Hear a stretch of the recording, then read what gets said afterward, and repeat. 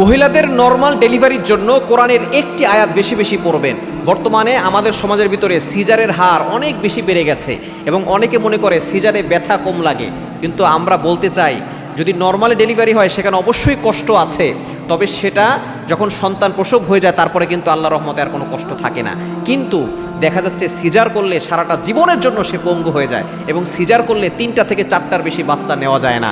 সুতরাং নবীজি সাল্লাল্লাহু আলাইহি ওয়াসাল্লাম বলেছেন, তাজাওয়াজুল ওয়াদুদ আল ওয়ালুদা ফাইন্নী মুকাসিরুন বিকুমুল উমাম, তোমরা এমন মেয়েকে বিয়ে করো যে বেশি সন্তান দিতে পারে, যাতে করে আমি কিয়ামতের ময়দানে আমার উম্মতের সংখ্যাধিক্যের কারণে আমি গর্ব করতে পারি। সুতরাং এই সিজার করলে ইহুদি খ্রিস্টানদের কৃষ্টি কালচার তারা গভীর ষড়যন্ত্র করতে সিজার করে আমাদের মা বোনদেরকে পঙ্গু করে দিচ্ছে।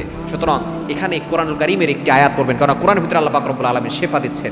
আল্লাহ পাক রব্বুল আলামিন নিজে বলে দিয়েছেন 15 নম্বর পারা 9 নম্বর পৃষ্ঠা 2 নম্বর লাইন সূরা বানী ইসরাঈলের 82 নম্বর আয়াতে আল্লাহ বলছেন, ওয়ানাজ্জিলু মিনাল কুরআন মা হুয়া শিফাউ ওয়া রাহমাতুল লিল মুমিনিন, আমি আল্লাহ তাআলা মুমিনদের জন্য এই কোরআনটা রহমত স্বরূপ শেফা স্বরূপ নাজিল করে দিয়েছি।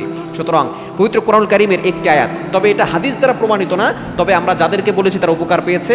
অনেক আলেমগণ এই আমলটার কথা বলেন, এটা যদিও হাদিস দ্বারা প্রমাণিত না, তবে আমলটা করলে আপনি উপকার পাবেন ইনশাআল্লাহ। আর বেশি বেশি কোরআন তেলাওয়াত করবেন, দান সদকা করবেন, 5 ওয়াক্ত নামাজ পড়বেন এই সময় এবং আল্লাহর কাছে দোয়া করবেন, আর এই আয়াতটা বেশি বেশি করবেন। এটা পবিত্র কোরআনুল কারীমের 30 নম্বর পারা 4 নম্বর পৃষ্ঠার 15 নম্বর লাইন সূরা আবাসা 20 নম্বর আয়াত, সুম্মাস সাবিলা ইয়াসসারাহু, সুম্মাস সাবিলা ইয়াসসারাহু, আল্লাহ পাক রব্বুল আলামিন পথকে সহজ করে দিবেন।